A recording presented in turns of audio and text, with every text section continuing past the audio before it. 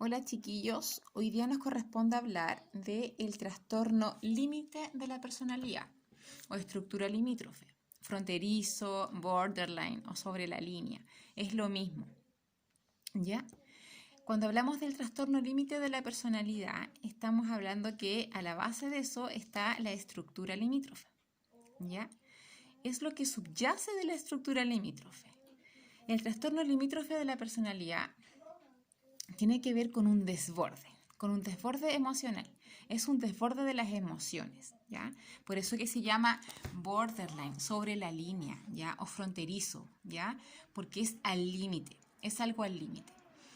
Este trastorno de la personalidad se suele confundir también con el trastorno afectivo bipolar, ¿ya? Muchas veces, hasta el día de hoy. Pero antes era mucho más porque al principio cuando el paciente iba a un psicólogo o a un médico general o a una derivación, ¿no es cierto?, a un psiquiatra, siempre lo confundían con los síntomas del paciente límite con un paciente bipolar, ¿ya? Pero hay una característica súper importante entre estos dos pacientes clínicos que es la estabilidad a través del tiempo. Por ejemplo, si hablamos del trastorno límite de la personalidad, estamos hablando de un patrón prolongado de conductas, ¿ya? De conductas que se mantienen a través del tiempo, que se mantienen en el tiempo conscientemente, constantemente, ¿ya? Y que no solamente involucran al paciente, sino que involucran a todo su núcleo familiar.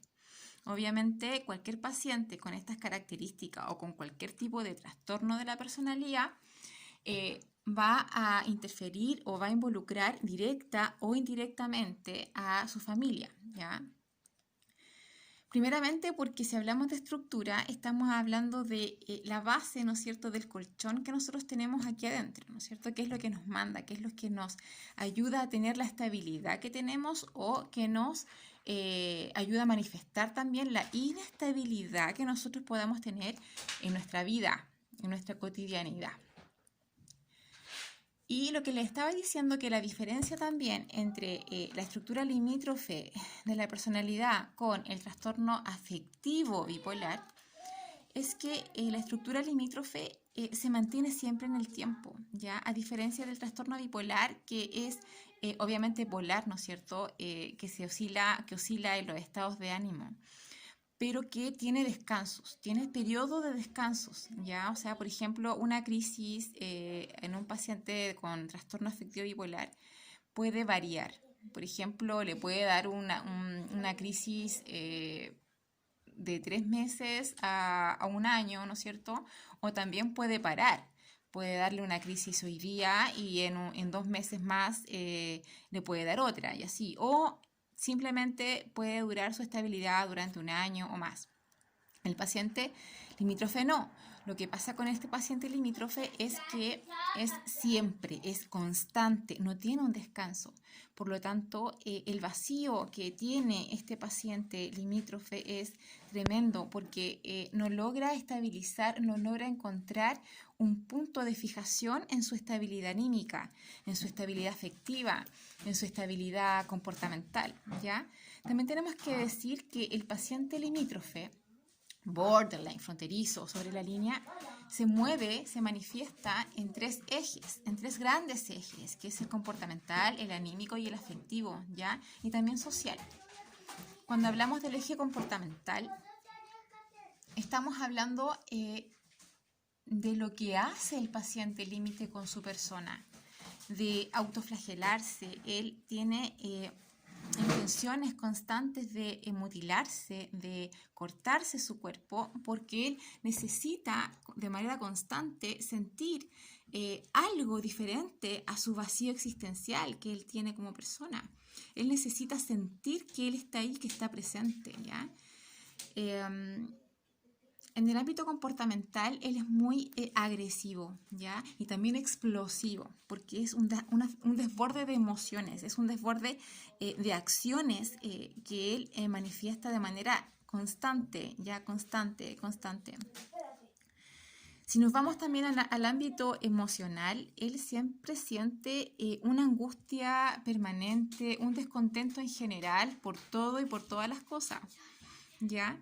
Él siempre se va a estar manifestando de manera desagradable o más bien de manera lamentosa delante de las otras personas para que puedan tener una posible actitud de piedad contra esta persona. Ok, contra esta persona, con esta persona, ¿no es cierto? Y también la parte anímica él siempre está muy desganado, no siempre logra estar en un estado mayor de excitación o menor de excitación. No es que siempre estén en constante depresión o en constante excitación, sino que esto dura horas, ¿ya? Porque son patrones inestables de comportamiento. Por lo tanto, un bajón le puede venir, no sé, ahora puede durarle 45 minutos, 1 hora, 2 horas, y después, ¡pups!, sube inmediatamente al punto de excitación, ¿no es cierto?, que es el siguiente umbral, donde él se mantiene, puede ser la misma cantidad de tiempo que duró su depresión de su condición actual. Y después nos vamos al eje, por ejemplo, tenemos el eje comportamental, tenemos el eje anímico. Y si nos vamos al eje psicológico, bueno, él constantemente tiene una actividad cerebral impresionante. O sea, hay un neurotransmisor esencial, crucial, que se manifiesta en este trastorno, ¿ya? Por el tipo de trastorno y estructura mental que tiene esta persona. Este neurotransmisor se llama serotonina, ¿ya? Esta serotonina es como la hormona de la felicidad, es lo que nos permite a nosotros estar más felices, más contentos, y también es una hormona, una sustancia, un neurotransmisor que se genera mediante el consumo prolongado de tipos de alimentos, ¿no es cierto? Nosotros, las personas comunes y corrientes. Pero las personas que tienen este trastorno límite de la personalidad lo traen consigo, ¿ya? Y lo traen de manera exagerada, extremadamente exagerada. Momento, ya voy.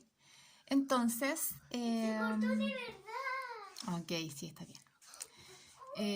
Es broma. Entonces, cuando estamos hablando de los niveles de serotonina en el cuerpo, en el cerebro de esta persona, imagínense un balazo o un juego artificial. Así funciona la persona que tiene el trastorno límite de la personalidad, ¿ya? Es extremo, es desbordante, es una energía desbordante y es siempre, es constante, ¿ya? No tiene episodios de descanso.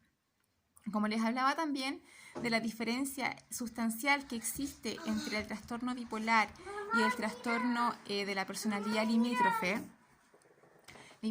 es que el trastorno afectivo bipolar tiene un componente genético, no así el trastorno de la personalidad limítrofe, ¿ya?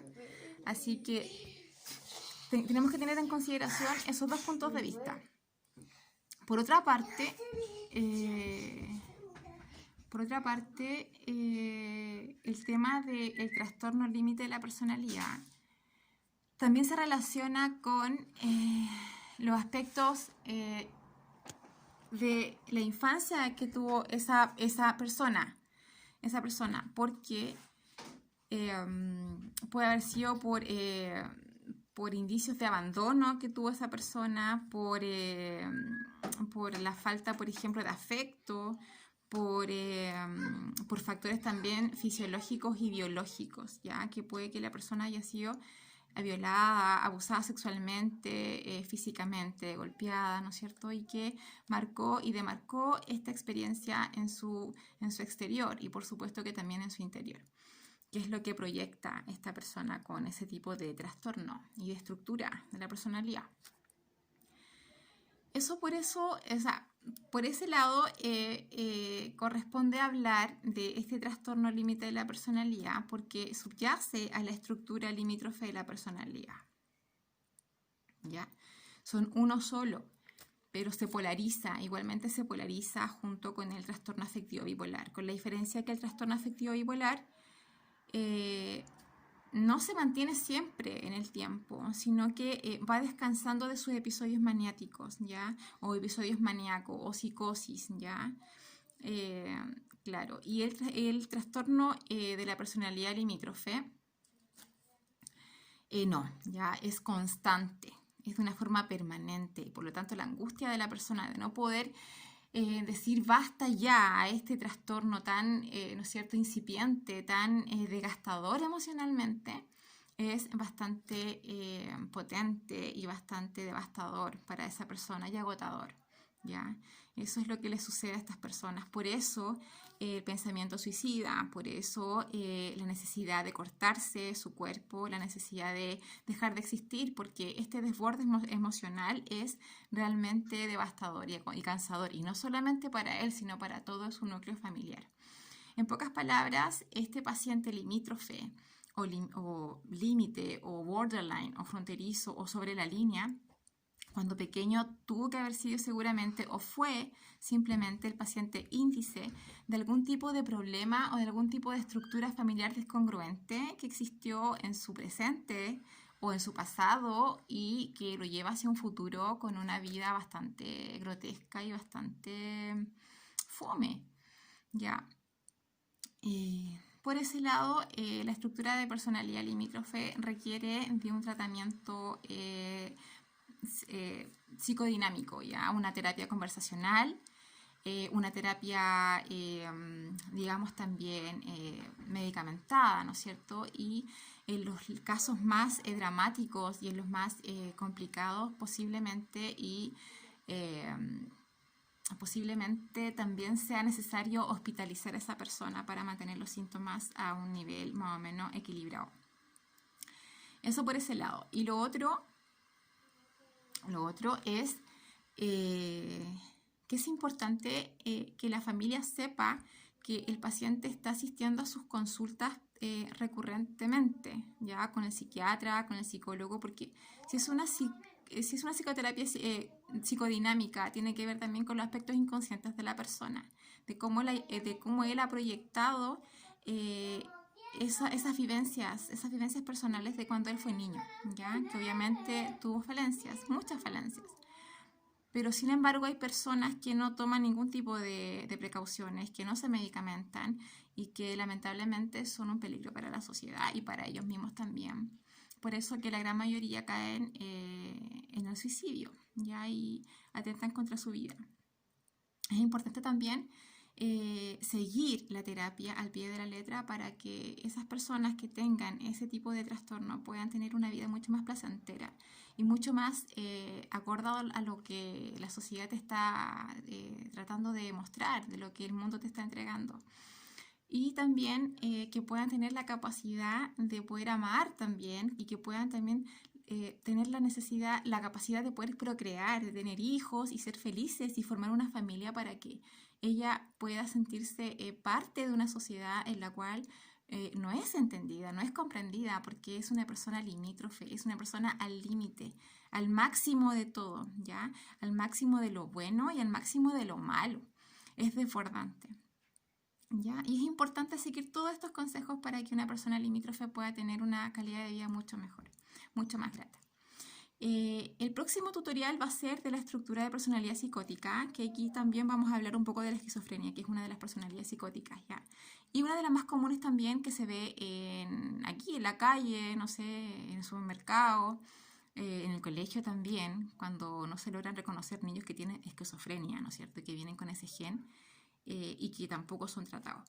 Así que me despido con un besito y espero que le haya sido del agrado este tutorial. Mis hijas están jugando, así que ahora me voy a jugar con ellas porque hace rato que me están hablando y eso sería todo. Ya, saludos a todos, los quiero mucho, bye bye.